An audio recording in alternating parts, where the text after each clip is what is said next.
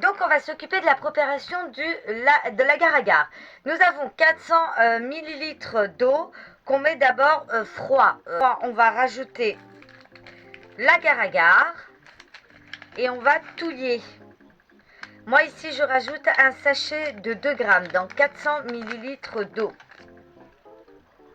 Ensuite on laisse chauffer jusqu'à ébullition. On va rajouter le sucre. Moi, je vais rajouter le sucre à cette étape-là. Je vais mettre du sucre vanillé. On va mettre un sachet. Sachant que c'est un dessert, je ne veux pas trop qu'il soit trop sucré. Alors ici, l'eau commence à frémir. À ce moment-là, à cette étape, je mets mon jus de poire et de pomme. J'en ai mis vraiment un quart dans le... J'ai pris des petites verrines, bien sûr, vous pouvez prendre un plat.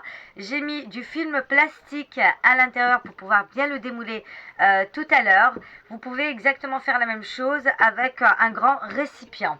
Ensuite, donc ici, on va reprendre notre plateau de fruits de saison, fraises, bananes, kiwi.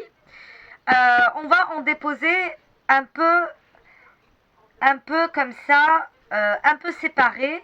Et en mélangeant les fruits, voilà. Là, c'est aux 3/4, les fruits. On va mettre l'agar-agar qui a eu le temps de refroidir, de tiédir.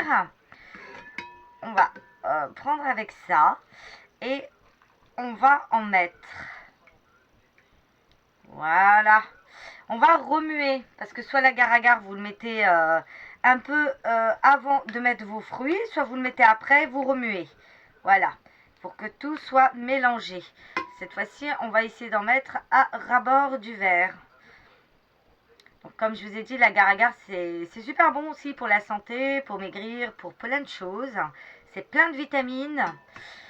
Et moi, petite astuce, je vais rajouter un peu de noix de coco, mais juste un peu éparpillé comme ceci. Pareil, je vais remuer pour que ça puisse se mélanger. C'est juste pour faire un effet un peu design.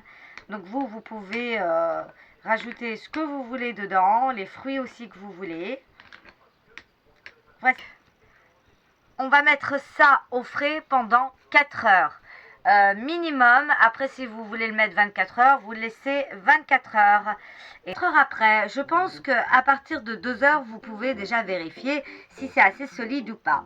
Donc, j'ai renversé le verre dans une petite assiette. On a toujours le plastique. On va le sortir d'ici. Et résultat. Et voilà, ça se tient extrêmement bien. Mes graines de noix de coco font un effet, vous savez, comme les petits jeux, là, les boules de neige qu'on retourne et il y a plein de neige.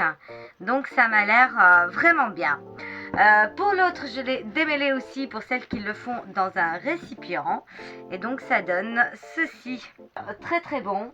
On va essayer de goûter. Hop, on s'en coupe un petit morceau. Et on goûte. C'est frais, c'est bon, on sent tous les arômes. De gros bisous et on se dit à très vite.